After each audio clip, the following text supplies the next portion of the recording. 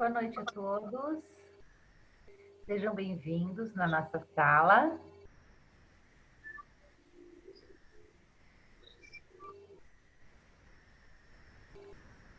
Bem, eu sou Silvia de Paula, sou jornalista da Associação dos Engenheiros, talvez alguns já me conheçam. Eu vou ser mediadora do curso Engenheiro na Gestão dos Recursos Hídricos. Eu vou passar agora a fala para o nosso diretor adjunto de cursos e palestras, Haroldo de Maio Bernardes. Haroldo, se está ouvindo? Sim, estamos aqui. Boa noite a todos. É com muito prazer que a Associação dos Engenheiros, Arquitetos e Agrônomos de Marília e Região, a nossa AEA, traz mais esse evento, essa primeira live que vai abordar aí a questão dos comitês das bacias hidrográficas. Todo um esforço que a associação vem fazendo no sentido da valorização profissional.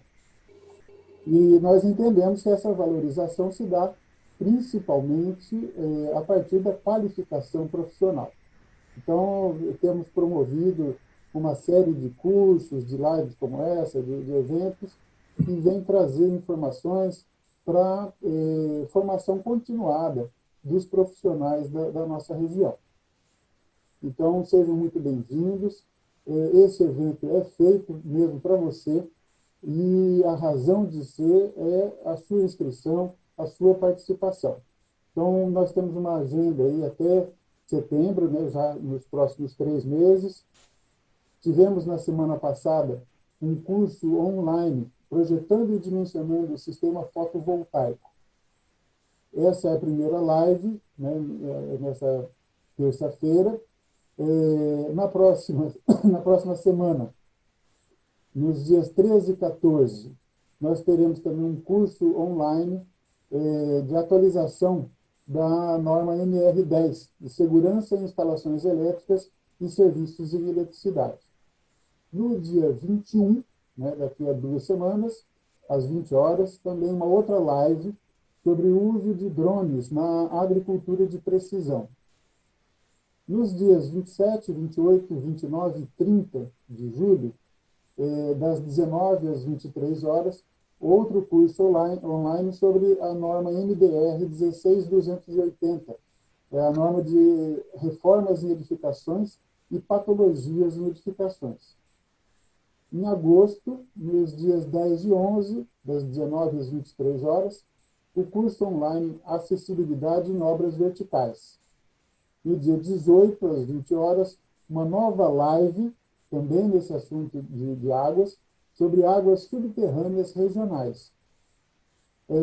No dia 25, das 19h30 às 21 horas de agosto, então a palestra online sobre o sistema drywall para paredes internas. Em setembro, nos dias 4 e 5, um curso online sobre a norma NBR 15575, é uma norma de desempenho. Nos dias 17, 18 e 19, das 19h30 às 21 horas, um curso online sobre os laudos periciais. Nós já tivemos aqui em outros anos, agora uma sequência, então, para qualificação em laudos periciais. E no dia 29 de setembro, das 19h30 às 21 horas, uma palestra online sobre o sistema Light Steel Frame para paredes externas. Então, uma programação extensa, o objetivo é você, nós queremos a sua qualificação e valorização profissional, esteja sempre conosco, vamos juntos fortalecendo a nossa associação. Boa noite, bom curso para todos, boa live aí, bom debate para todos. Obrigada, Haroldo.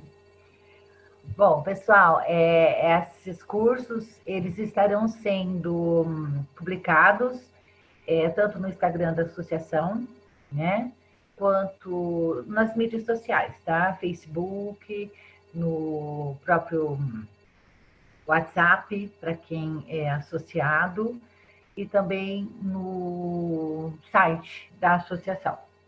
Bom, agora nós vamos já passar para a apresentação. Vou pedir para o Denis Emanuel de Araújo, tá? Ele é engenheiro civil, diretor do Departamento de Águas e Energia Elétrica, o DAEE,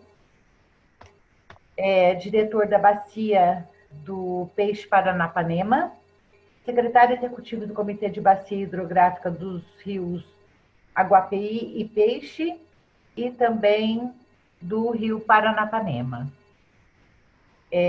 Boa noite, Denis.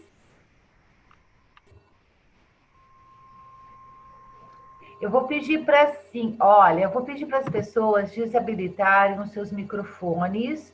O vídeo fique à vontade, tá? Para não dar eco, para não ter interferência. Boa noite, Silvia. Boa noite a todos. Só um momentinho, para não dar eco, não ter interferência, tá bom, pessoal? Oi, tudo bem, Denis? Tudo bem, boa noite, Silvia. Bem-vindo. Fui ler seu currículo aqui, não parava mais. Não.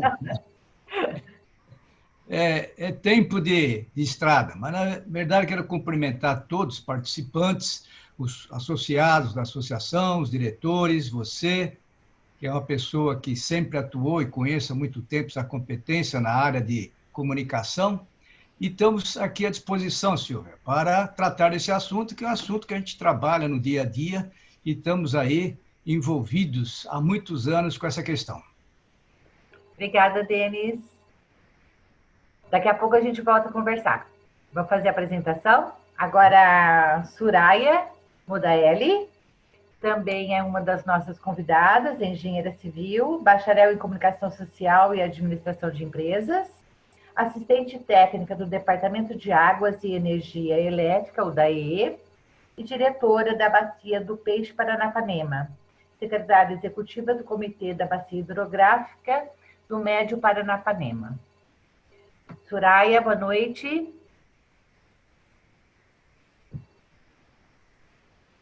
Parabenizar a associação por esse momento, a capacitação, o desenvolvimento das capacidades é muito importante, principalmente nesse momento que a gente está vivendo, então vamos colaborar aí com a associação. Obrigada. Obrigada.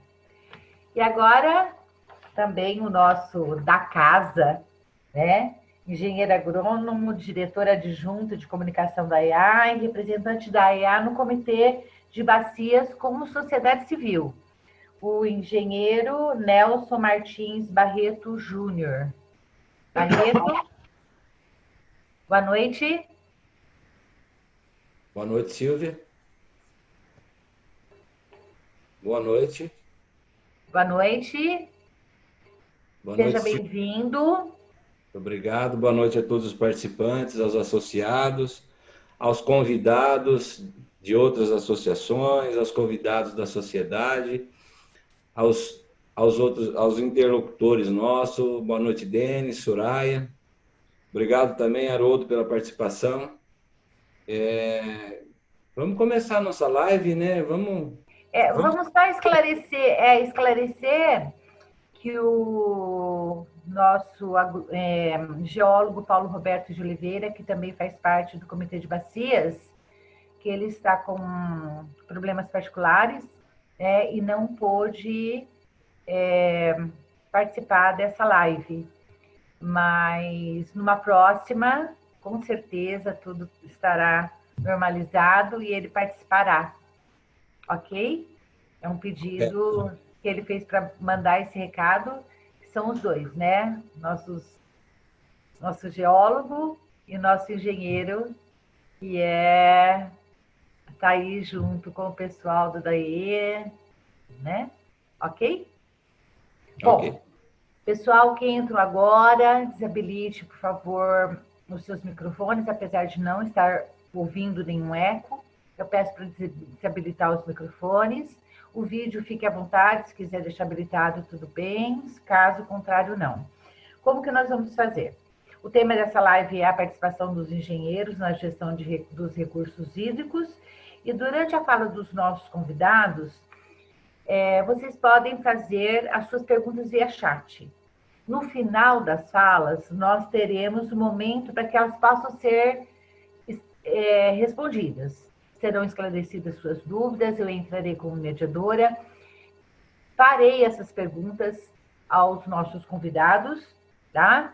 Então, o chatzinho, vocês clicam embaixo, vai aparecer um chatzinho, é só fazer a pergunta, eu estou acompanhando por aqui e eu passo tudo isso para os nossos convidados, tá? Agora, nós vamos falar com o Denis Emanuel de Araújo.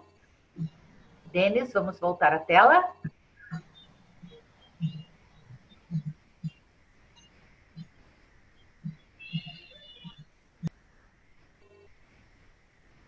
Oi, Denis. Olá. Denis, vamos começar? Agora, vias de fato com as informações. Como estão as bacias hidrográficas do rio HPI, Peixe, em especial a nossa região? A Soraya, ela comentou sobre o plano de recursos hídricos, que são os principais problemas nessas bacias. E como o comitê pode ajudar nesses recursos financeiros, se há recursos financeiros para gerar esses projetos, como que funciona toda essa dinâmica? Silvia, vamos fazer o seguinte. Vamos começar pela Soraya. Ela vai mostrar a organização dos comitês de bacia, a lei que gerou, como é característico os comitês, seus componentes e qual é a função do comitê. Aí a gente vai falando sobre a assunto. Ok. Então vamos lá, Soraya. Eu ia fazer exatamente essa sugestão, como nós estamos em casa, né? Somos todos colegas aí de profissão e muitos de comitê. Eu ia fazer essa sugestão de eu falar um pouquinho da política, porque apesar de ser um assunto do dia a dia para nós, né, eu, Denis, o próprio Barreto, muitos engenheiros ainda não conhecem o Comitê de Bacias, não sabem o que é a política de recursos hídricos e nem como participar desse processo. Então, eu ia sugerir de eu começar a falar realmente sobre o comitê, né? Então, eu acho que é muito importante e agradeço, né, o convite. Em tempos de pandemia, é muito bom nós permanecermos conectados, né, se não presencialmente, mas virtualmente. E essa época da pandemia também nos leva a pensar exatamente o quanto a água é essencial para a nossa saúde, né? Como higienizar, como lavar as mãos se a gente não tiver água, quanto a água é essencial para a economia e para a qualidade de todos, né? E daí, indiscutível que a boa gestão de recursos hídricos é importante para toda a sociedade. Eu acho que tem gente com o microfone habilitado, então seria importante que as pessoas forem entrando inabilitar para não dar eco. Mas vamos lá. Quando a gente fala que os comitês de bacias talvez seja novo para alguns... Onde desabilita? No canto esquerdo da tua tela tem um microfone. Se você clicar, você vai conseguir desabilitar.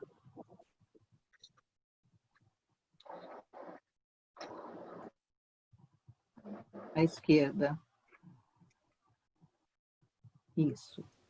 Então, voltando, né, a questão dos comitês não é uma questão nova. No país, nós temos mais de 235 comitês no Brasil.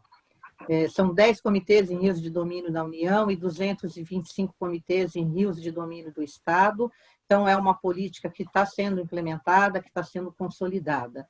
E aí, também é importante a gente citar, num país onde nós temos aí 35 milhões de brasileiros sem acesso à água potável, e segundo a Agência Nacional de Águas, com 116 mil quilômetros quadrados de rios comprometidos por degradação ambiental, a boa gestão de recursos hídricos ela é fundamental. Então, é com esse pano de fundo que eu quero começar falando da política de recursos hídricos nacional. Então, nós temos a nossa Lei das Águas, que é a lei que foi aprovada em 97, a Lei 9433, que, assim como as demais políticas estaduais, os 26 estados brasileiros, mais o Distrito Federal, têm a sua lei de recursos hídricos, então, todas elas estão baseadas em alguns princípios. O primeiro princípio que eu destaco é que a água é um bem de domínio público, ou seja, não existe propriedade privada da água. Ela é um recurso finito e um conceito, né, novo que a legislação traz, dotada de valor econômico.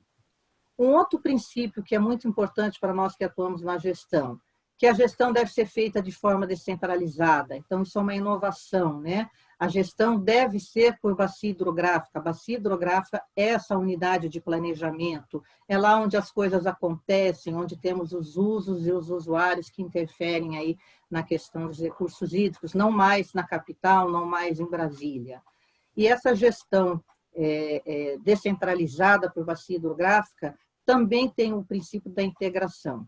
Então, a lei ela estabelece que a gestão deve ser integradora, pensando aí nos diversos usos e usuários com seus interesses específicos, sem dissociar o aspecto de quantidade e qualidade, e também sem dissociar águas superficiais de águas subterrâneas.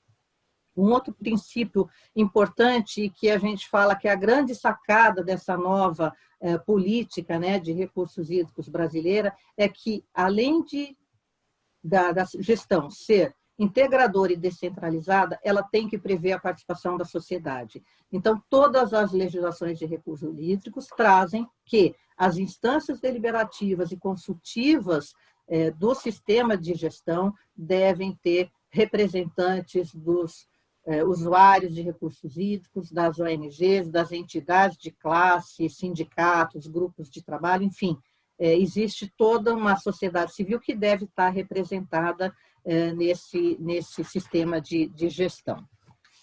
O Estado de São Paulo, por sua vez, né, ele foi pioneiro nesse processo, né? A Lei Nacional é de 97, a Lei Paulista ela é de 91.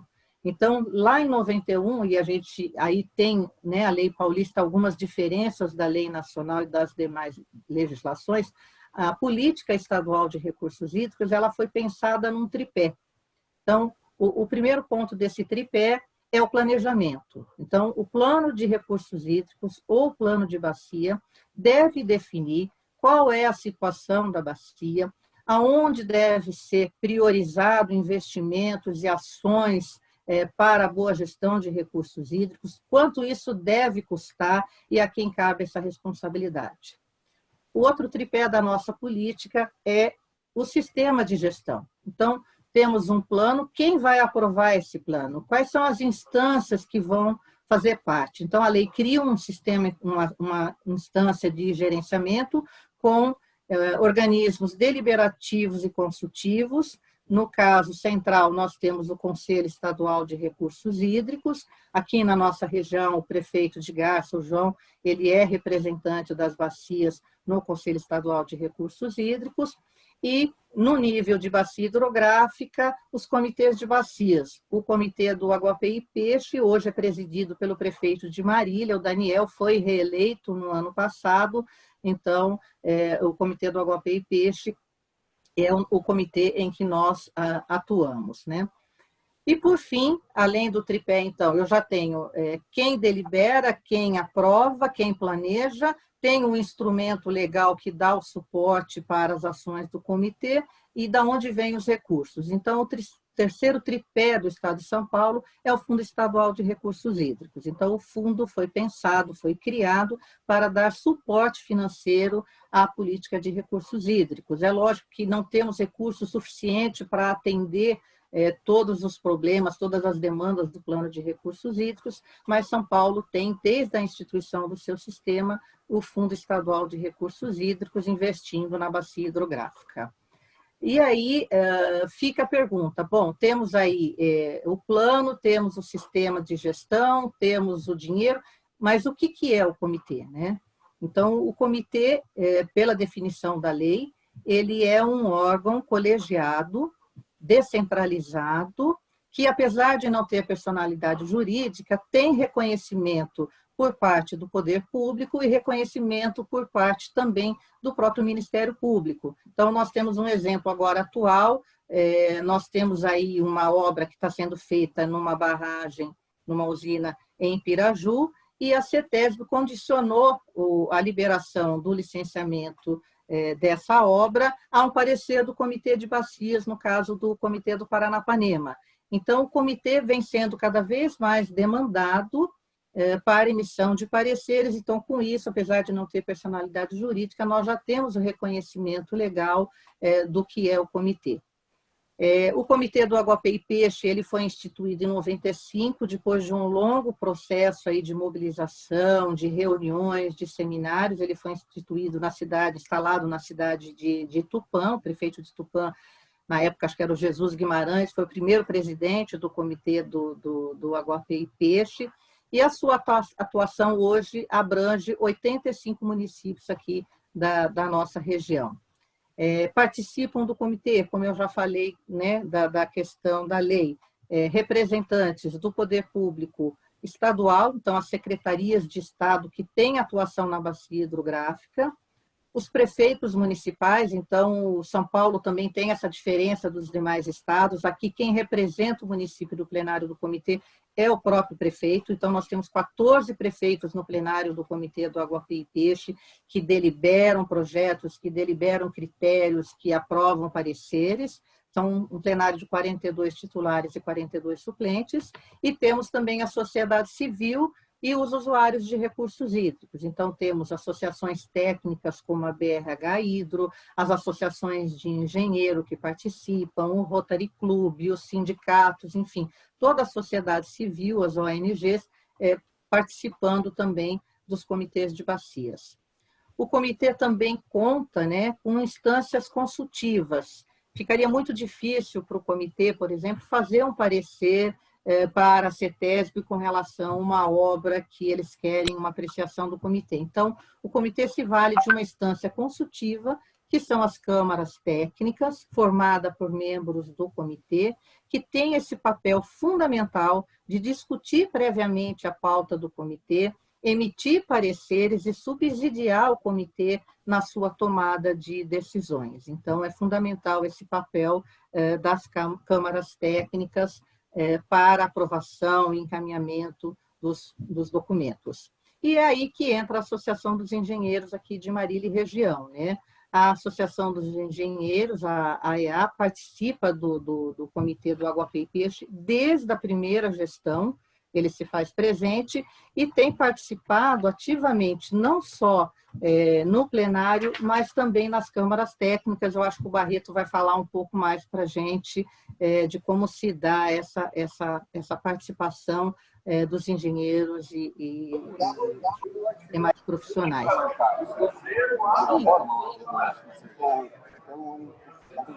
E, por fim,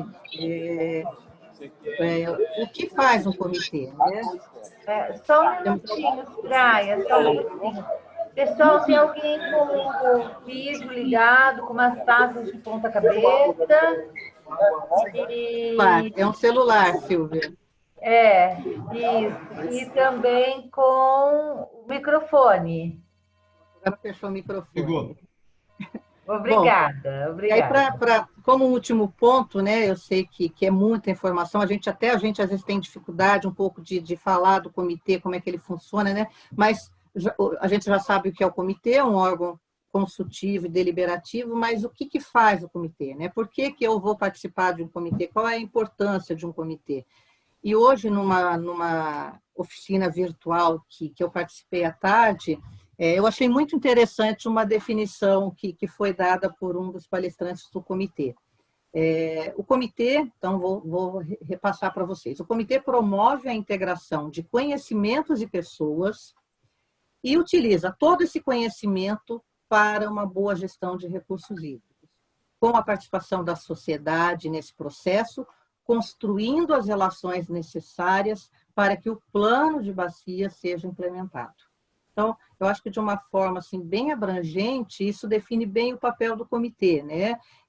Nós compartilhamos responsabilidades da gestão com o poder público, as decisões não são mais tomadas lá de forma centralizada. Um outro papel importante do comitê, então, como essa instância de articulação, é que é o comitê que define aonde serão investidos os recursos do FEHIDRO. Então, o Denis vai falar um pouquinho do FEHIDRO também. Anualmente, a gente tem recursos financeiros para investir. Então, isso já se tornou um processo muito conhecido e transparente dentro da bacia hidrográfica. Não há interferência política. Nós, no início do processo, lá atrás, há 20 anos, até houve algumas tentativas de interferência política, né, para indicar um determinado projeto aí de um tomador, mas isso acabou que não aconteceu, só fortaleceu esse processo. Então, é o comitê que define, que aprova em plenário, com seus 42 membros, aonde será aplicado os recursos do fundo estadual, em que tipo de obra, em que programa, como se dará, então, a aplicação e quais os projetos serão contemplados. Então, esse é um papel muito importante do comitê. O comitê também, ele é um mediador de conflitos. Então, pela própria lei, conflitos entre usuários de recursos hídricos, o comitê é quem deve mediar, quem deve promover o diálogo para a resolução desses conflitos por recursos hídricos. E, por fim, o que eu ressalto, já pensando até lá no tripé da lei paulista, né, a principal função do comitê é coordenar, é promover e aprovar o seu plano de recursos hídricos ou plano de bacia.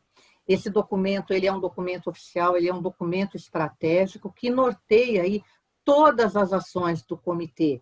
Então, ele traz no seu diagnóstico, no seu prognóstico, informações estratégicas para a gestão de águas na bacia. E é o comitê, então, nas suas oficinas, nesse momento do grande pacto que é feito para a aprovação do plano, que aprove, que decide como é que isso vai ser. Então, eu vou parar por aqui, acho que o Denis vai poder complementar aí essa questão do plano, da nossa bacia hidrográfica, o Barreto também, sobre a participação do engenheiro, e eu fico aqui. Ok. Bom, agora nós vamos falar com o Denis. Mais uma vez, eu vou pedir que quem estiver com o microfone ativado, desative, por gentileza, para que não haja ruídos que interfiram, senão as pessoas conseguem entender direito, fica um eco, tá bom? Agora sim, Denis, eu que tinha feito uma troca aqui do script, tá? Mas assim, também estou aprendendo, gente. Tá? Mas vamos lá. Agora sim, eu vou refazer a pergunta que eu já tinha feito, tá? Como estão as bacias hidrográficas dos rios Aguapeí e Peixe, em especial na nossa região? A Soraya comentou sobre o plano de recursos hídricos e a gente precisava saber quais são os principais problemas dessas bacias e como o comitê pode ajudar com relação a eles. Existem recursos financeiros para financiar alguns projetos? Como fazer para atingir o patamar de apresentar um projeto, de como isso é aprovado, de como esse recurso é liberado, toda a parte legislativa disso, porque deve ter uma parte legislativa, burocrática, como que deve acontecer isso? Bom, Silvia, pegando o gancho da Soraya, o documento mais importante do Comitê de Bacia é a aprovação do plano da bacia como um todo, alencando, logicamente, todos os problemas e os projetos que têm que ser avançados. Lembramos que esse atual plano foi contratado, teve uma empresa especializada que elaborou, foi aprovado no comitê e dele saiu várias prioridades para o desenvolvimento dos projetos e financiamento e acompanhamento no desenvolvimento nos municípios que compõem o Comitê de Bacia. Como a Soraya falou, são 85 municípios. A Bacia do Peixe, do Aguapeí, são bacias que se desenvolvem de leste a oeste, elas vão paralelas até o rio, nasce aqui no Contraforte, pouco em Galha, e segue até o Rio Paraná. Eles não se cruzam, segue direto. E 85 municípios, alguns com área lindeira, né? Não tem sede na bacia, mas tem área pertencente à bacia. E a maioria com sede dentro do comitê. O que acontece? O plano foi desenvolvido exatamente teve várias oficinas, localizadas para poder, pessoal do município, ONGs, associação de bairros, todos que pudessem dar opiniões a respeito das questões de recursos hídricos. E isso tudo foi material para montar o plano da bacia hidrográfica como um todo. A maior preocupação da bacia hidrográfica, como tratamos de água, é a quantidade e a qualidade de água para servir a toda a população, tanto na área urbana, na parte doméstica, como industrial, agrícola. A água é fundamental e é o motivo de termos a organização que temos de comitês de bacia. Na bacia do Peixe, do Aguapeí, o manancial superficial é o Rio do Peixe, o central, seus afluentes, e o Rio Aguapeí. O Rio do Peixe tem duas captações grandes. Uma na cidade de Marília, são duas cidades grandes na região, Marília e Presidente Prudente. Presidente Prudente, há uns anos para cá, faz sua captação no Rio do Peixe e atende aí, equivalente a Marília, uns 60% da população, a água é do Rio do Peixe. Fora de 37 quilômetros, foi a opção que eles tiveram. Marília já teve 85% do seu abastecimento saindo do Rio do Peixe. Hoje gira em torno de 60% também. Um outro manancial fundamental para essa bacia hidrográfica é águas subterrâneas. Temos dois mananciais importantes, o aquífero Bauru e o aquífero Guarani. Muitos municípios daqui da Alta Paulista, essa região, é abastecido 100% por água subterrânea. Então, tem uma importância muito grande na demanda e da qualidade e na quantidade de água em toda a bacia hidrográfica. Então, é aí que se concentra os trabalhos do comitê, os projetos e alguns projetos regionais financiados pelo FEHIDRO para obter informações técnicas para orientar os trabalhos na área de perfuração, na área de exploração, como, por exemplo, nós temos em andamento um trabalho com o IPT sobre nitrato e bário na água subterrânea, na bacia. E outra é sobre o rebaixamento do lençol do aquífero Guarani. Nós temos aqui em Marília mais ou menos 6 poços, e vai para mais, de exploração no Guarani, e temos poços aí que já está com quase 30 anos de exploração, que é o caso P1, P2, e isso tudo é uma preocupação muito grande, que começa a diminuir vazões. Então, esses estudos estão sendo desenvolvidos, são projetos bancados pelos recursos do comitê, que são oriundos do FEHIDRO, contratando institutos como o IPT para desenvolver os trabalhos em conjunto com a equipe nossa do DAE aqui na região. Tudo isso é para subsidiar a exploração da água subterrânea de maneira mais técnica e mais certeira na condução, porque já temos informações o suficiente para isso.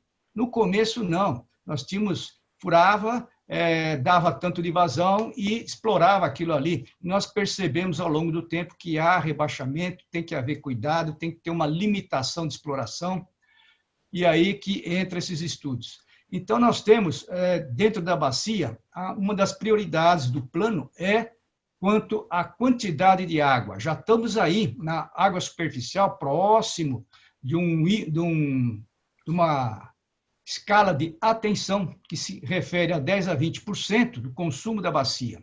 Porque com a entrada da exploração do Rio do Peixe pela cidade de Presidente Prudente, já atingiu em torno de 9,6% do consumo, da disponibilidade de água da bacia do Rio do Peixe. Então, veja, tudo isso nós temos que estar atento. E é importante que haja controle em todas essas captações, seja pública, seja industrial, seja agrícola, e isso é feito por intermédio da outorga do uso da água, por intermédio do órgão gestor no Estado de São Paulo, que é o Departamento de Água e Energia Elétrica. Essas outorgas, hoje, muito facilitada, recentemente, nos últimos 2 anos, implantamos a outorga eletrônica. O usuário pode fazer de casa, dando as suas informações, e ter outorgado com uma publicação no Diário Oficial para explorar tantos metros cúbicos por hora no dia. E isso aí facilita muito o usuário a se apresentar, a solicitar e ter essa outorga legalmente. E tudo isso vai juntando informações para a gente poder gerenciar a qualidade, a quantidade e qualidade de água. Então, o DAEE cuida da quantidade e a CETESB é a Companhia do Estado que cuida da qualidade. E é um trabalho em conjunto, porque a população não quer saber de onde vem a água, quem gerencia, e não quer saber quem cuida da qualidade. Quer água de qualidade e ponto. E, para isso, nós temos que desenvolver todos esses estudos, essa forma de gerenciar, e o Comitê de Bacia é muito importante, porque lá senta na sua mesa como representante dos órgãos, de ONGs, de cooperativas e associações, todos discutem o mesmo assunto e leva para suas entidades as discussões que houve. Isso aí é o envolvimento da sociedade em relação à água e com sua responsabilidade também. Antigamente não tinha comitês, então o Estado era todo o poder, era de cima para baixo. Hoje não, hoje foi descentralizado, hoje faz uma participação com a sociedade, com os municípios, apesar que são públicos, órgãos públicos, mas é um órgão público distante do Estado, é local, é regional, por isso que a composição é 1/3 do Estado, 1/3 municípios e 1/3 sociedade civil. E tem dado muito resultado essas discussões, porque muitos estudos avançaram e nós estamos aí com a outorga eletrônica já quantificando, já tendo resultados de quantificação, não no caso da nossa bacia hidrográfica do Peixe-Guapeí, mas eu tenho na minha área da diretoria comitês que já têm bacias críticas, muita exploração para produção de grãos, né, na área agrícola, e tivemos casos recentes aí de desabastecimento, inclusive ameaçando o abastecimento público da região.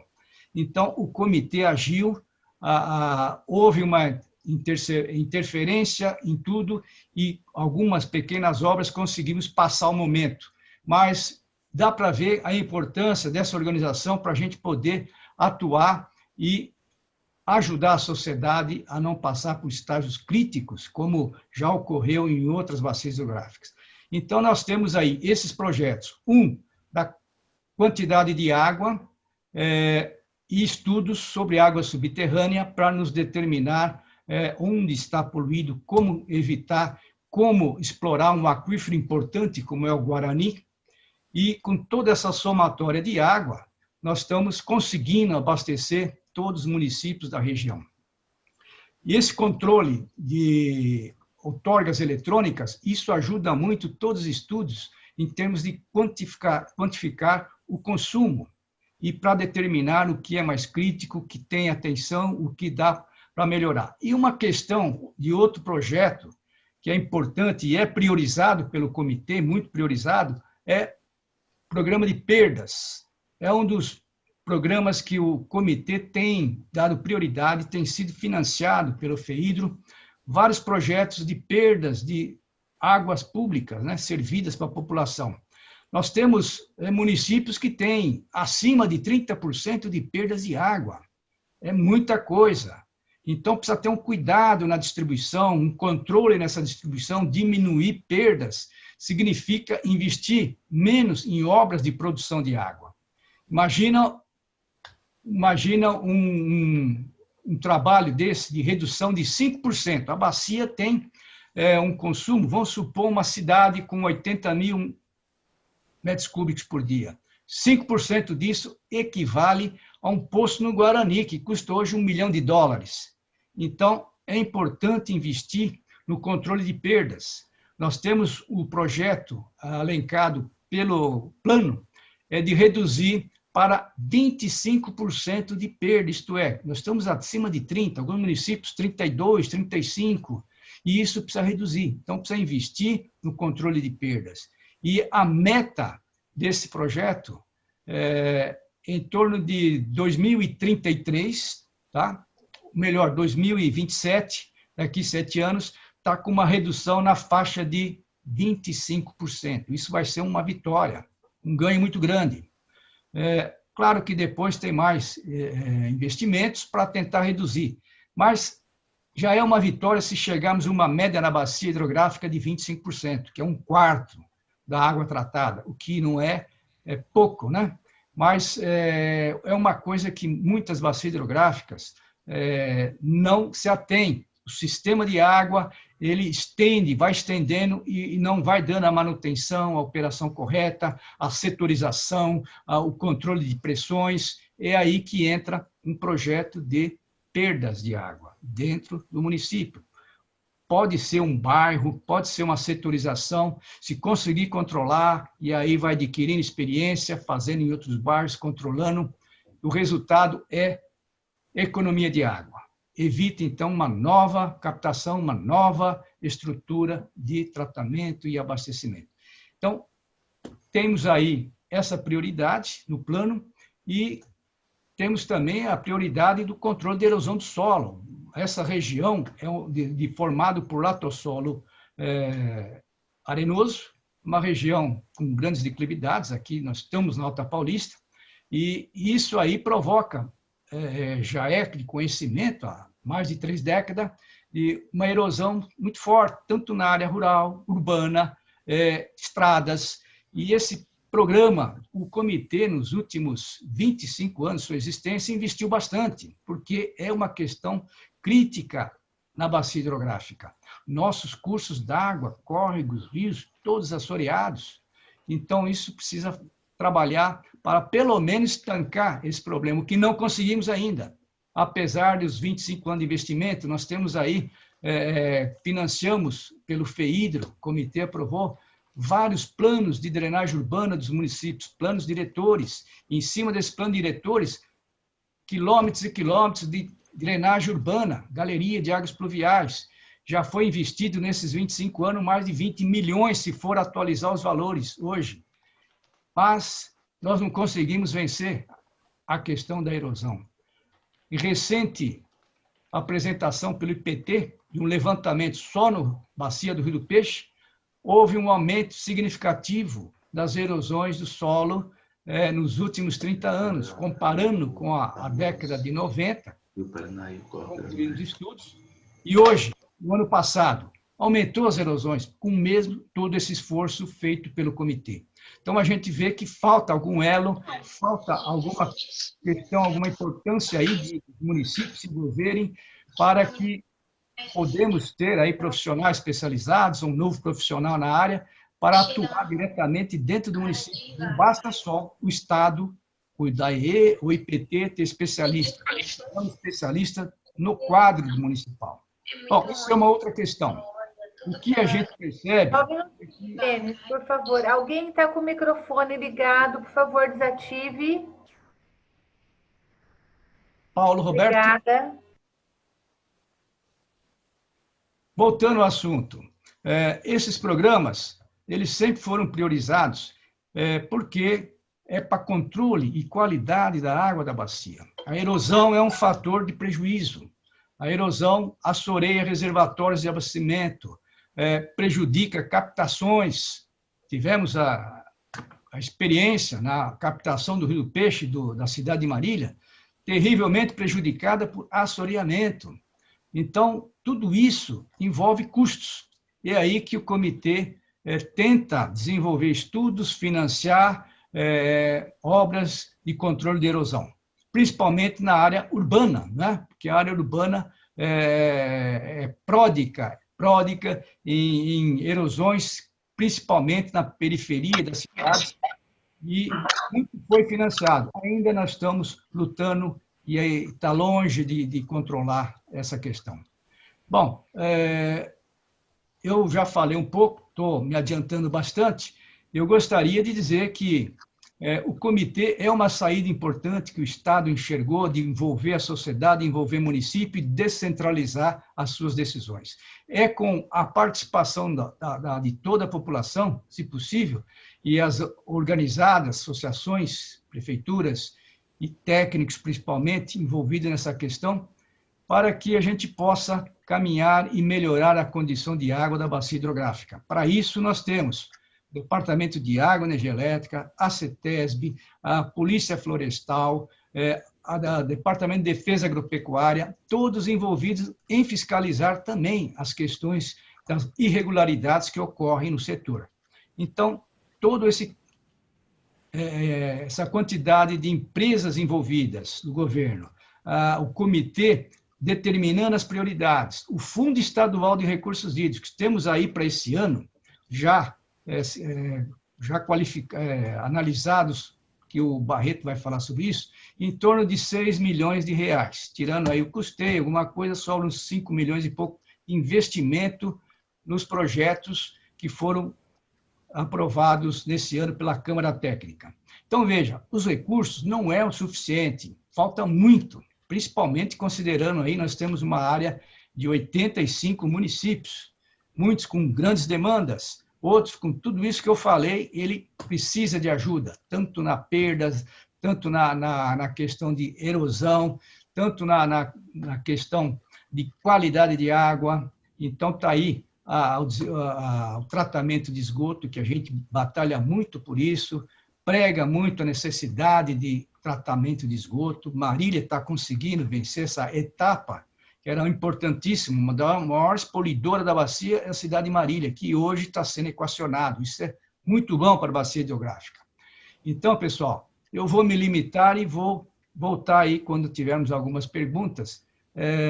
O tempo é curto, o nosso companheiro Barreto ainda vai falar um pouco sobre a Câmara Técnica que faz as aprovações dos projetos. Pessoal, acabou de entrar aqui na sala o geólogo Paulo Roberto de Oliveira. Eu quero quebrar um pouco o nosso protocolo aqui, que a gente ia seguir, e pedir para o Paulo se apresentar. Boa noite, Paulo. Oi, eu estou sem microfone. Não, mas tá dando para ouvir. Está me ouvindo? Tá perfeito. Boa noite. Boa noite. Que bom que você conseguiu participar. Eu vou...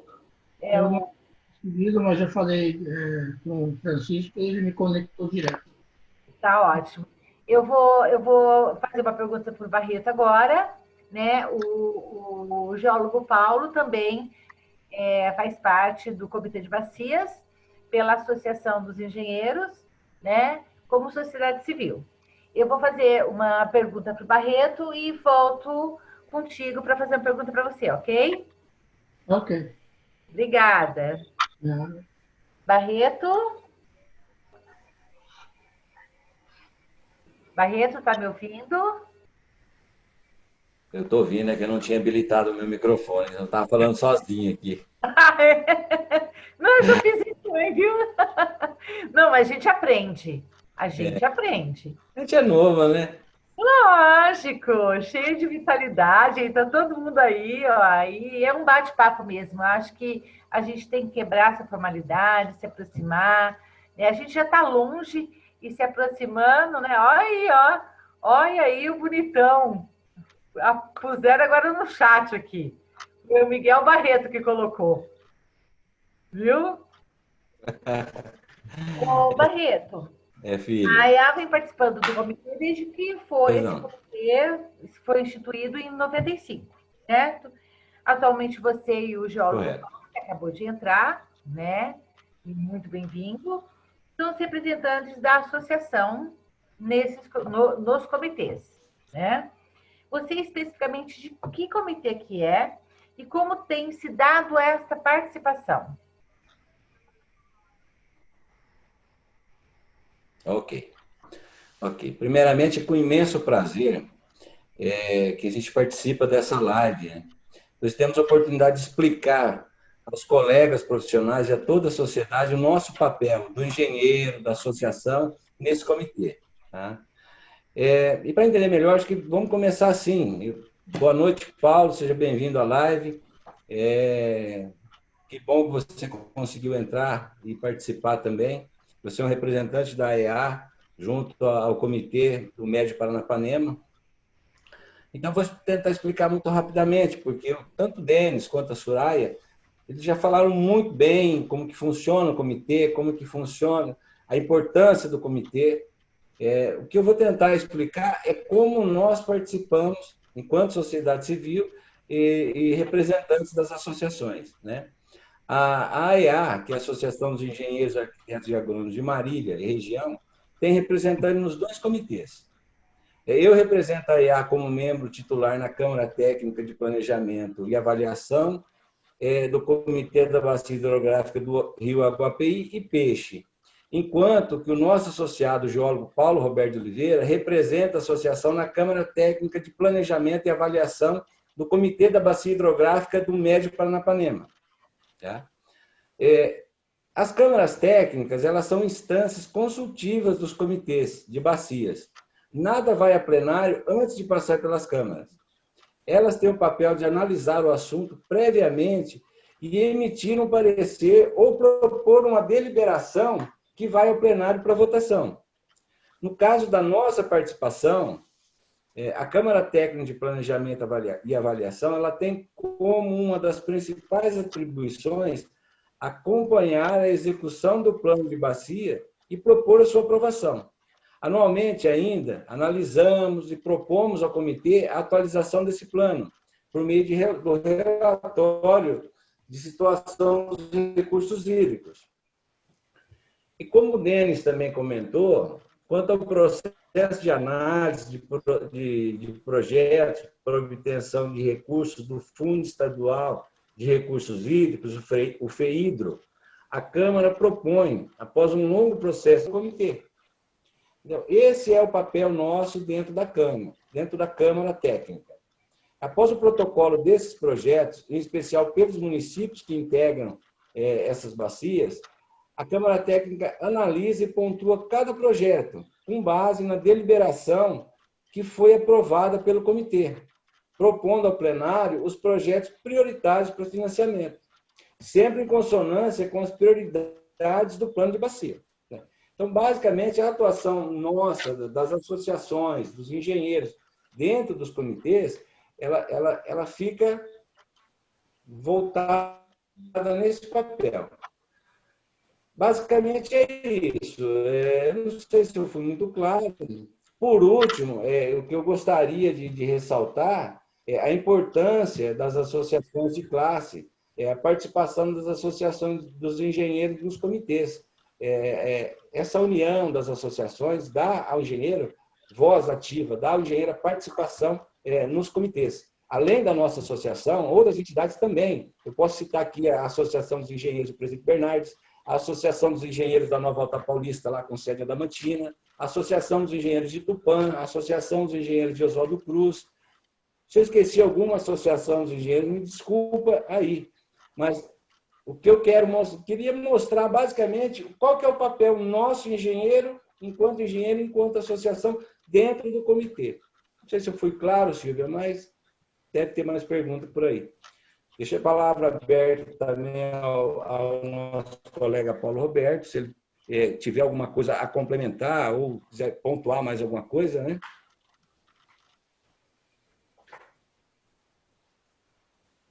Eu queria fazer uma pergunta, Silvia. Oi. Posso fazer uma pergunta? O Haroldo, as perguntas nós faremos logo em seguida, pode ser? Pode ser, claro. Tá? A gente vai agora abrir para o geólogo Paulo, tá? Só um minutinho aqui. Paulo, como são definidos os projetos que serão financiados pelo comitê? E já abro uma outra pergunta aqui. Como que as pessoas podem entrar em contato com esses projetos, como que elas podem acessar isso, obter mais informações? Olha, a tomada de recursos para executar um projeto, ela é feita anualmente da comissão lá dentro. Estão me ouvindo? Eu não estou ouvindo mais vocês. Saiu a Não, tela. é porque nós estamos desabilitando os microfones para não ter interferência. Ah, entendi. Tá bom? Então, Então, as entidades, principalmente as prefeituras que têm interesse, todo ano, eles são convidados a apresentar os projetos lá no DAE, né? Com o pessoal da Soraya, do Emílio, do Denis. Esses projetos são analisados pela Câmara de Planejamento e que tem uma série de critérios para aprovação desses projetos. Se eles se enquadrarem nesses critérios, eles são aprovados e eles tomam recursos para isso. As entidades ou as prefeituras tomam recursos para isso. A outra pergunta... a outra pergunta é como se inteirar desses projetos, se existe como procurar o pessoal do Comitê de Bacias, mesmo que seja da IA, para apresentação de alguma coisa, ou uma orientação, ou o próprio da IE. Normalmente se fazem reuniões convidando os prefeitos ou as pessoas envolvidas no projeto, né? Feito pelas prefeituras ou pelas entidades que buscam recursos, e nessas reuniões são esclarecidos todos os pontos que devem constar do projeto. Infelizmente, a procura até certo tempo atrás era muito pequena. Os prefeitos não mandavam ninguém ou nem mesmo vinham. Eu notei que de um tempo para cá já tem vindo mais técnicos ou mais prefeitos interessados em saber detalhes de como montar o projeto, que é o principal problema nosso, a montagem do projeto. Ela chega às vezes com muitas falhas, né? Então, atualmente tem vindo mais técnicos e prefeitos procurarem detalhes dessas reuniões que o próprio DAE, os comitês das bacias promovem, né? Geralmente em Marília ou em cidades próximas aqui de Marília.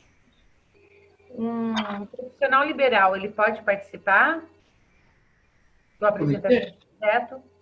Do comitê ou dos projetos? Não, se ele pode participar com a apresentação de um projeto. Não, geralmente os projetos são feitos por técnicos que não são necessariamente de entidades ou de prefeituras, são particulares, né? Uhum. Inclusive, alguns são muito parecidos, eles são feitos geralmente pela mesma pessoa para várias prefeituras. Isso eu não vejo nada contra, desde que o projeto se enquadre dentro dos requisitos que nós precisamos. Agora, para fazer parte das bacias, aí ele tem que representar uma entidade, o profissional teria que representar uma entidade. Né? Ok. Muito obrigada. Nada. Soraya, vamos voltar a conversar um pouquinho. Tá. Soraya? Estou aqui. Tá aí. Eu agradeço a fala de vocês, eu tenho algumas perguntinhas para serem feitas aqui, tá? Para a Soraya, como as entidades da sociedade civil podem participar do comitê e quando acontecem essas eleições? Bom, a participação no comitê se dá por meio de entidades representativas, então uma pessoa física não participa do comitê, ela participa enquanto membro de uma entidade, e então representando um setor. O mandato dos membros do comitê, ele é um mandato de 2 anos, cabendo recondução, reeleição. Então, o nosso próximo processo eleitoral acontece agora em 2021, tá? No caso dos representantes do Poder Público Estadual e dos municípios, não há necessidade de um cadastramento, porque nós temos dados oficiais de quem são os prefeitos, quem são as secretarias que atuam na bacia hidrográfica. Então, é feito uma reunião preparatória com esses representantes, e nessa reunião preparatória eles fazem a indicação dos 14 titulares e suplentes para compor o plenário. A diferença está na sociedade civil, né? Nós temos muitas entidades da sociedade civil que atuam nas bacias do Aguape e Peixe, mas a gente, às vezes, tem dificuldade de localizar onde estão essas entidades. Então, normalmente, o comitê ele abre um período para inscrições, e aí a gente tenta fazer uma mobilização com os prefeitos, com as atuais representantes da sociedade civil, para tentar mobilizar o maior número possível de entidades. Então, quem pode participar? Entidades da sociedade civil, e aí se enquadram representantes de associações técnicas, como a ABS, a ABRH Hidro, representantes de entidades de classe, então, como associações de engenheiros, que já têm uma atuação muito grande, ONGs, organizações não governamentais, sindicatos, clubes de serviço, enfim, entidades que existam há mais de 2 anos, que tenham CNPJ e que tenham, dentro das suas atribuições estatutárias, previstos que aquela entidade tem como missão preservação, recuperação ou alguma coisa relacionada ao meio ambiente e aos recursos hídricos. Isso já, então, faz com que essa entidade, após a inscrição, possa ser habilitada. Habilitadas as instituições, nós temos também aí uma reunião específica com esses representantes, e nessa reunião específica é que se define as 14 cadeiras da sociedade civil, incluindo aí os usuários de recursos hídricos também. A nossa lei paulista, os usuários de recursos hídricos estão dentro da sociedade civil.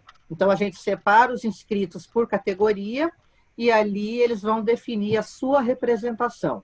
Então, apesar da pandemia, né, a programação do Comitê do Água-Pé e Peixe é realizar em 2021, nós temos aí uma deliberação do Conselho Estadual, que até 31 de março de 2021 nós temos que ter aí o novo plenário já eleito. Então, provavelmente, mais para o final agora do ano, nós vamos abrir esse prazo para inscrição da sociedade civil e, tudo correndo bem, março nós estamos realizando. Então, basicamente, esse é o processo, né? E eu já aproveito e faço um convite, Silvia. Quem quiser conhecer mais sobre o comitê, o processo eleitoral, entra no site do comitê, que é o CBH, Comitê de Bacia Hidrográfica, ap.org. Lá você tem todos os documentos, as deliberações que tratam da eleição, tem o estatuto do comitê, tem o plano de bacias. Então, se quem está participando aqui quer conhecer um pouco mais, esse é o espaço no site do comitê, ele vai ter todas as informações. Repete o site. cbhap.org. Ok. Todos os documentos do comitê. Tem, inclusive, lá também quem são os membros atuais do comitê. Então, se você quer saber quem é que está fazendo parte hoje, qual a associação, qual é o perfil dos participantes, você também tem essa informação no site, tá bom? Ok.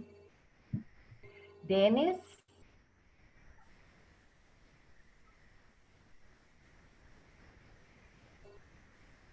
Denis, está me ouvindo? Estou te ouvindo. Habilitei o microfone. Eu tenho uma pergunta aqui, que é do Evaldo, ele é engenheiro sanitarista, Ciarvo Votuporanga. E ele pergunta como está sendo a cobrança do uso de água na bacia, né? Como ela está acontecendo? Bom, a cobrança de água começou o ano passado, esse ano está se repetindo, e como todos os comitês, praticamente o Estado de São Paulo inteiro hoje está se cobrando, a cobrança da água é uma cobrança simbólica. 1 centavo por metro cúbico, é mais educativo. E essa arrecadação ela é revertida em projetos dentro da bacia hidrográfica. Parte desses projetos que vão ser financiados esse ano é dinheiro de cobrança do ano passado e vai ser investido nos projetos esse ano, juntamente com royalties, que é depositado anualmente, royalties de energia depositado anualmente. A parte que cabe ao Estado de São Paulo é depositada no FEIDRO, e esse é distribuído para os 20 comitês do Estado. Então, essa parte de royalties, mais a cobrança que ocorre dentro da bacia hidrográfica, são todos revertidos para esses projetos priorizados pela Câmara Técnica, dentro daquelas prioridades dadas pelo plano de bacia.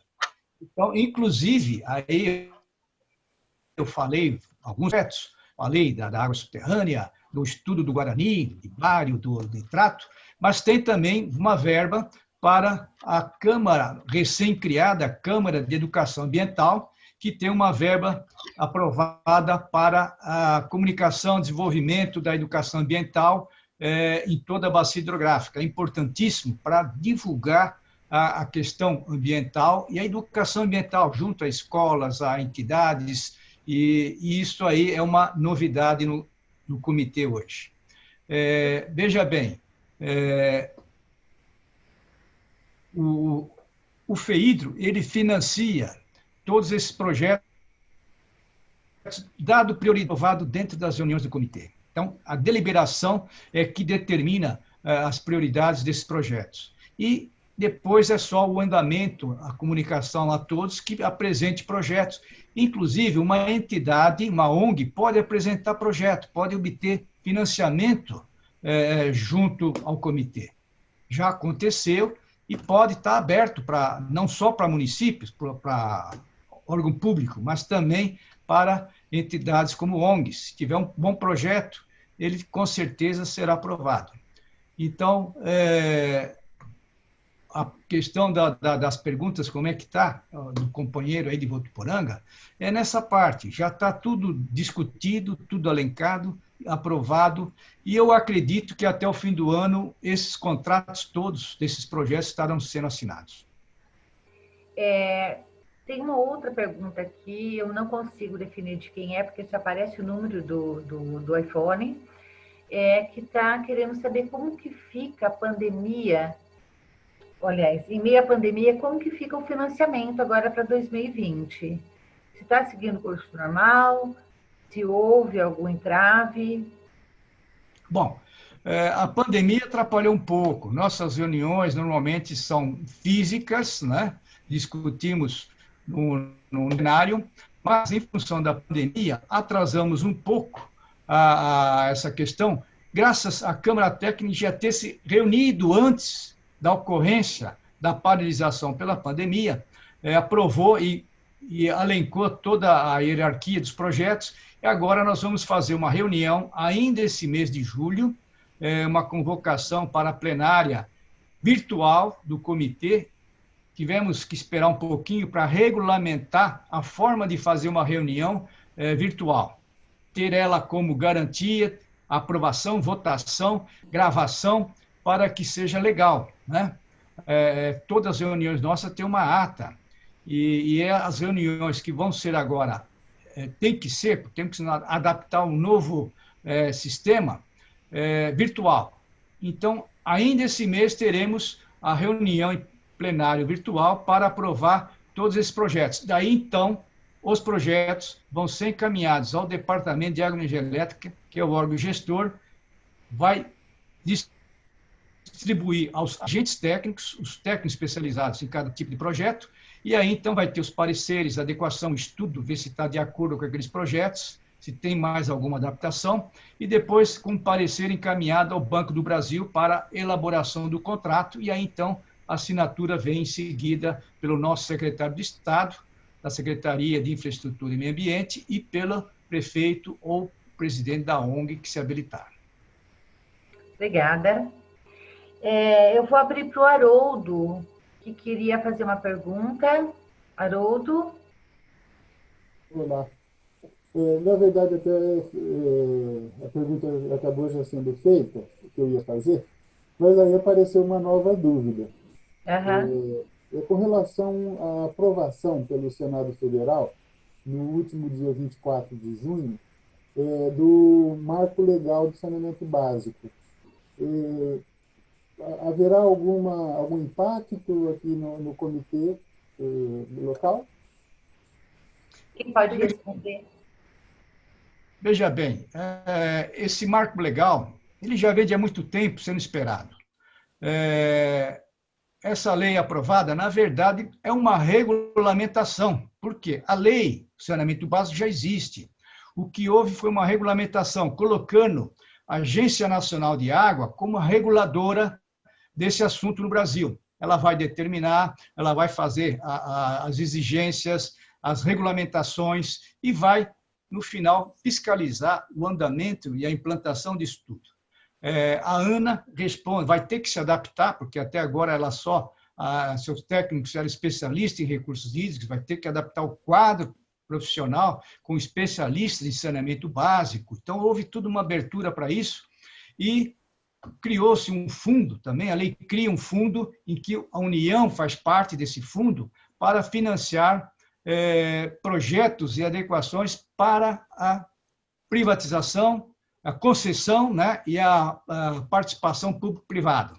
Então, vai dar abertura para isso, com enfoque econômico, logicamente. A água sempre foi social, mas ela tem um viés econômico muito forte. E o Brasil, do jeito que está, a Soraya colocou aí alguma coisa nas suas falas, 35 milhões não são atendidos por abastecimento público, não são atendidos por água potável. Metade da população brasileira não é atendida com coleta de esgoto em sua porta, na sua casa. Então, veja, 50% não é atendida com coleta de esgoto. 35%, 35 milhões de pessoas, que corresponde a 17% da população, não tem água potável. Então, esse quadro que nós temos no Brasil é grave. Faz muito tempo que estamos esperando alguma coisa. Esperamos que seja uma solução. Nós tivemos vendo aí recentemente na Europa aquilo que fizeram lá na privatização, na terceirização, hoje estão estatizando algumas cidades. Bom, tudo é uma tentativa e isso para nós é importante, porque vai entrar recursos financeiros que não tem hoje. Está difícil buscar para o saneamento básico. E o saneamento básico já devia ter cumprido grandes metas e não aconteceu nesse período de 3 décadas. Então, esperamos que com esses investimentos particulares avance em termos de qualidade, tratamento de água, atendimento à população, que é o mais preocupante. E, claro, isso só vai funcionar se tiver controle. Então, a ANA é a órgão que vai ditar todos os procedimentos, mas os estados, com as suas agências, mesmo os municípios que queiram criar uma agência reguladora, ela pode, depende do porte do município, é viável. Então, você terceirizar, dar concessão, fazer uma parceria público-privado, você tem que estar de olhos atentos. Os programas, os projetos, os cronogramas e metas a serem atingidas. Vai ser uma concessão com metas. Essas metas têm que ser cumpridas. Até 2033, nós vamos ter que ter 99% de abastecimento de água pública potável para toda a população do país. Até 2033, temos que ter 90% de coleta de tratamento de esgoto e coleta e tratamento de esgoto para a população. Então, isso são metas estabelecidas pelo marco regulatório. E precisa muito dinheiro para isso. Esperamos que seja um atrativo econômico para grandes investidores particulares ajudar o serviço público, ganhar também seu dinheirinho, não tenha dúvida disso, mas com qualidade, atendendo a população brasileira, que, afinal, nós somos um país rico em água. Infelizmente, nossa população tem carência da qualidade de água e qualidade de tratamento, coleta e tratamento de esgoto em todo o Brasil. A maioria dos estados tem carência. Então, Silvia, eu respondendo aí a questão do Haroldo, desse marco regulatório, eu vejo, de certa forma, com bons olhos, que estamos precisando de uma saída, porque do jeito que está não dá para ficar. Eu vejo aqui na nossa área municípios que têm atendimento ínfimo, 60% da população vê água, esgoto dificilmente acima de 50%. Isso é muito pouco, isso enche os hospitais de doenças, a população tem que se socorrer para se tratar. Veja o que é não ter coleta de esgoto. As valetas das ruas correm esgoto a céu aberto. Essas crianças que pisam, a população que pisa nisso aí, carrega doenças, vão parar em hospitais. Isso é comum. O investimento em saneamento básico, $1 representa $4 de economia na saúde. Então, essa é uma máxima conhecida há muito tempo. Eu, quando eu falo disso tudo, mas é uma realidade. Esperamos que haja investimento, esperamos que haja um avanço significativo no saneamento básico em todo o Brasil, em especial na nossa bacia hidrográfica, logicamente. Então, é isso. Entrou, era um marco que todo mundo esperava e esperamos que dê certo. Esperamos que dê certo. Obrigada. Posso só complementar?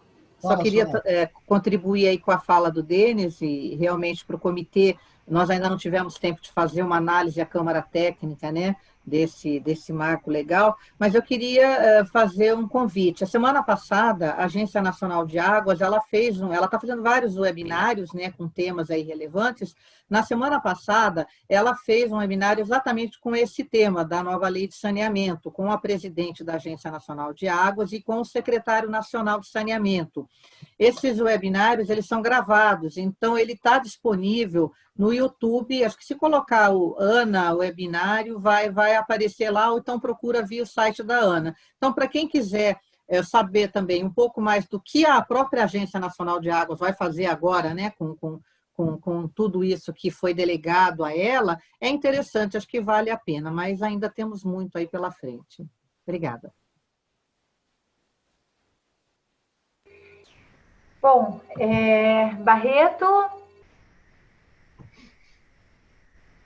Barreto, está me ouvindo? Silvia?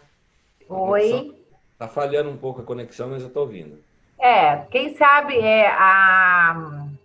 a Defesa Civil soltou um alerta aí de uma possibilidade de ventos de até 80 km por hora em 2 dias. Eu fiquei com medo de acontecer isso na nossa live, mas deu tudo certo. Barreto, também falando em pandemia, como as câmaras técnicas têm se reunido para analisar esses projetos financiados pelo Fundo Estadual de Recursos Hídricos, agora nessa época de pandemia, né? Tem sido? Parou o trabalho? Continua? Silvia, como o Denis ressaltou, que ainda dentro do mês de julho vai ser realizada uma reunião, o comitê, constatando essa dificuldade para realizar as reuniões presenciais, publicou recentemente uma deliberação, a deliberação ACBHP 220/2020. Foi publicado recentemente, agora em 22/6. Essa deliberação ela estabelece regras, que a gente precisava dessa deliberação, e dessas regras muito claras para as próximas reuniões. Então, ela estabelece regras para a realização virtual das nossas reuniões, das câmaras técnicas, né? Como o Denis deixou bem claro, o Denis ressaltou isso. Então, dessa forma, a Câmara Técnica deve se reunir sempre que necessário para dar continuidade na agenda do comitê. De forma virtual que vai ser realizada essas próximas reuniões. Durante esse tempo aí que a gente teve de quarentena, deu uma parada. Parou. Agora que foi regulamentado com essa deliberação, as reuniões virtuais, porque essa deliberação ela é recente, ela é de 22/6 agora de 2020, né? Então, ela é bem recente. Nós vamos começar agora as próximas reuniões virtuais. Isso ficou claro? Ok, obrigada, Paulo. Pessoal, a gente já está nas considerações finais, tá? Paulo. Oi. Você sabe se tem uma dúvida aqui da Fernanda Buono. Tem um tempo específico para o projeto ser concluído? Existem datas para apresentação do projeto, datas para aprovação desse projeto, e depois, se há algumas pendências, ainda há datas para você resolver essas pendências. Então, tudo isso é estipulado dentro de determinados períodos. Cada prazo desse é estipulado quando a pessoa recebe as informações para apresentar o projeto. Obrigada. Bom, eu acredito que nós respondemos todas as perguntas que estavam aqui no chat. Muita gente entrou se manifestando, elogiando esse bate-papo, essa reunião que teve. E vocês podem ver os comentários, vocês têm acesso também no chat para ver os comentários, as pessoas elogiando. Eu quero agradecer a todos, a participação, a todos os nossos convidados. Nos saímos bem, né? Apesar de ser uma tecnologia nova para a gente, né? Mas de uso, não que ela não exista há algum tempo, mas de uso, nos saímos bem, espero que sim, né? A todos que estiverem na sala, eu agradeço também a participação e passo a palavra à Soraya para as considerações finais.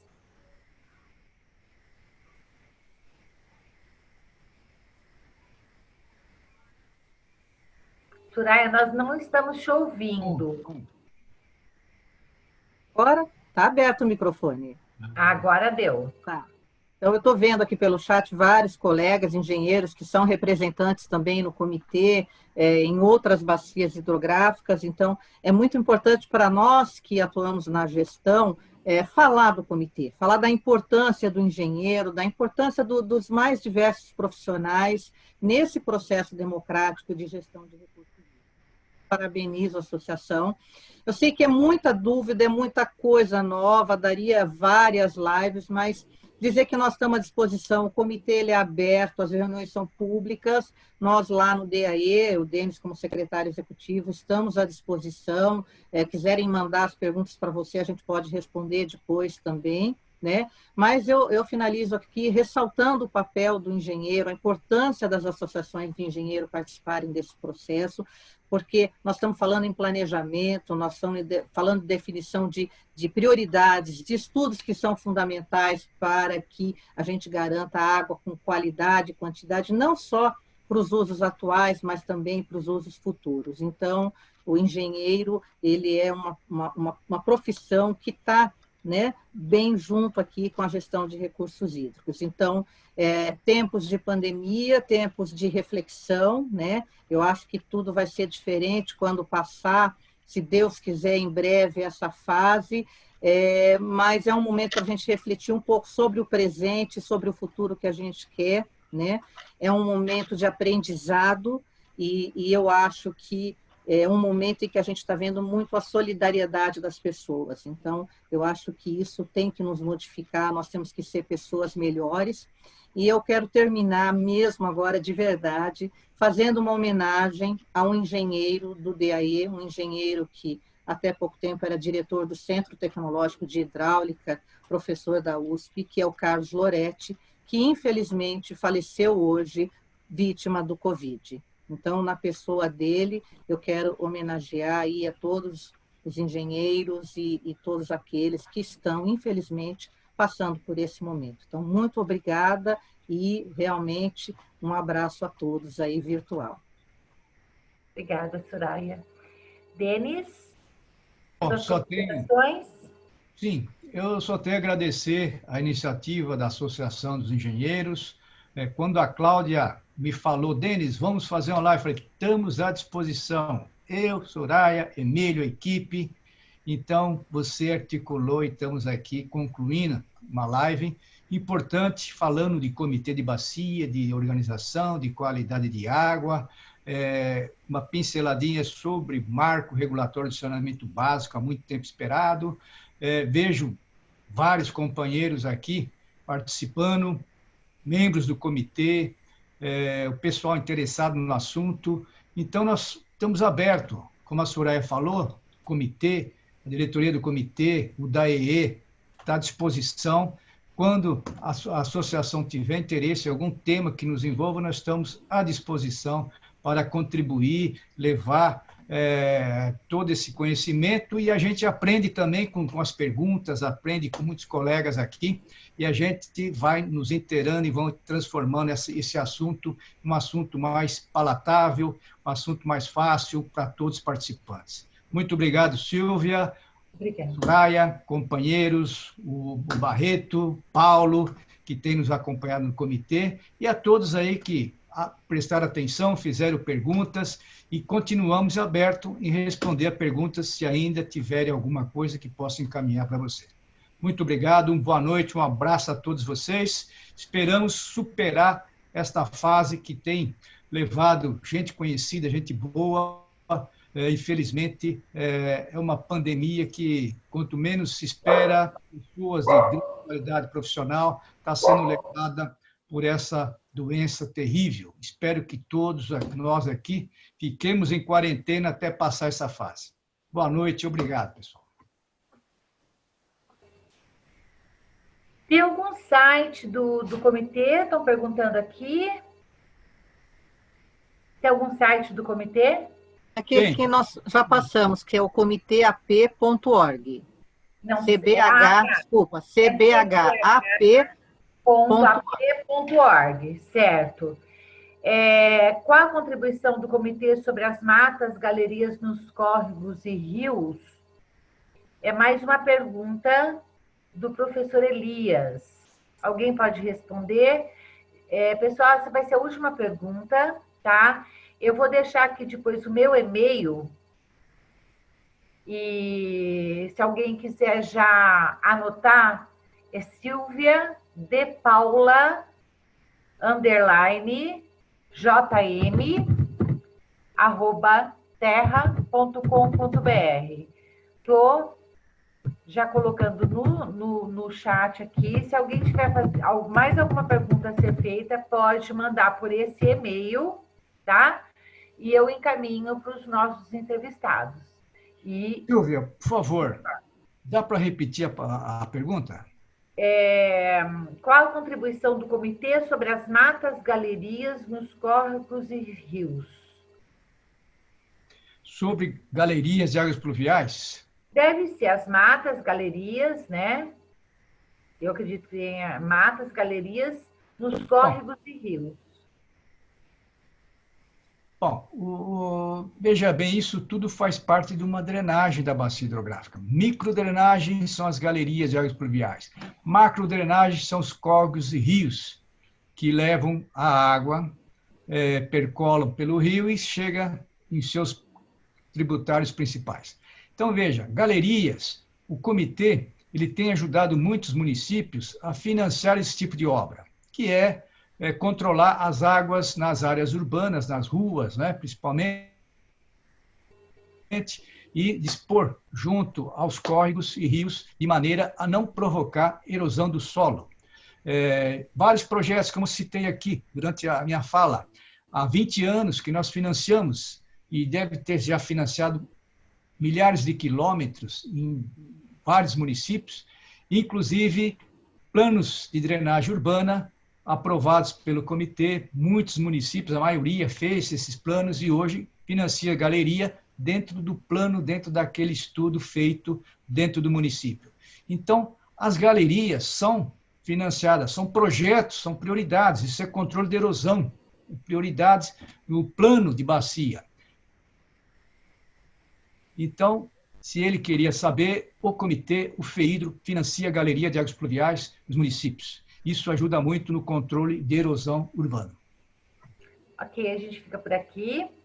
Eu já vou pedir as considerações finais do geólogo Paulo Roberto. Eu agradeço a oportunidade de estar aqui com vocês, apesar de ter entrado atrasado. Tive um problema técnico e o Francisco me ajudou. Mas eu gostaria que essas lives se repetissem, né? Nessa época de enclausurados, é um modo de ver, além de conversar, ver os amigos também. Né? Ok, muito obrigada, Paulo. Agora, Barreto, alguma consideração final? Tenho a agradecer, em nome da associação, da AEA, a participação do Denis, da Soraya, que muito nos esclareceu a importância do comitê de microbacias, né, das bacias hidrográficas, tirou muita dúvida dos participantes, dos associados, e é muito bom a gente saber que pode contar com dois profissionais, dois engenheiros, dois profissionais do conhecimento, da capacidade e da disposição da Soraya e do Denis.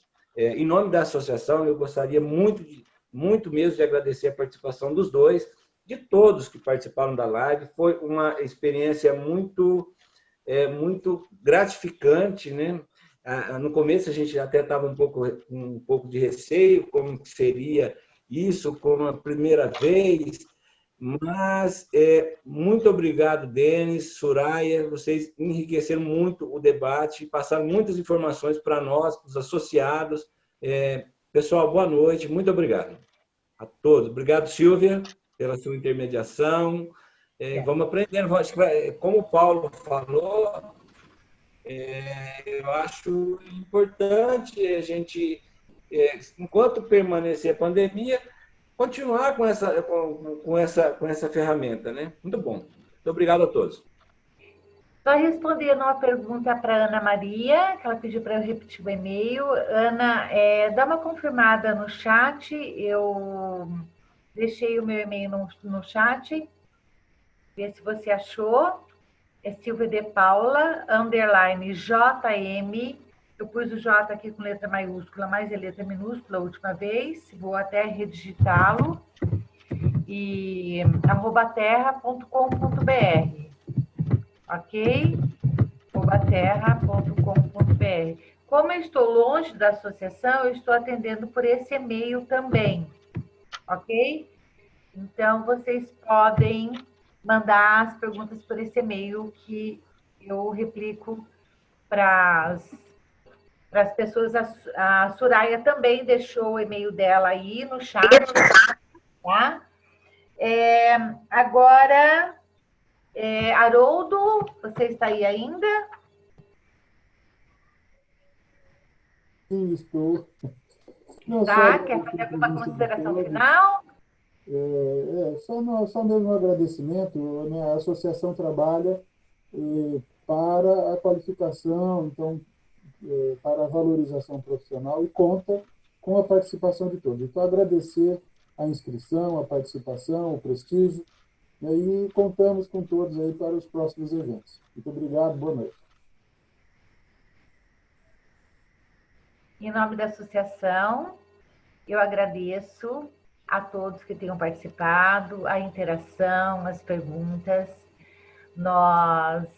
Tanto os nossos convidados quanto os participantes, e eu não quero que esse bate-papo, que a gente faz mais como um bate-papo, deixa a formalidade de lado para se aproximar um do outro mesmo, que ele pare por aqui. E são os e-mails, aí tanto meu quanto da Soraya, dúvidas vocês podem nos mandar, nós responderemos a tempo de obtermos as respostas, e estamos aí com o canal livre e aberto para vocês, tá? Muito obrigada, isso estou agradecendo pela Associação dos Engenheiros, Arquitetos e Agrônomos de Marília e região. Obrigada a todos.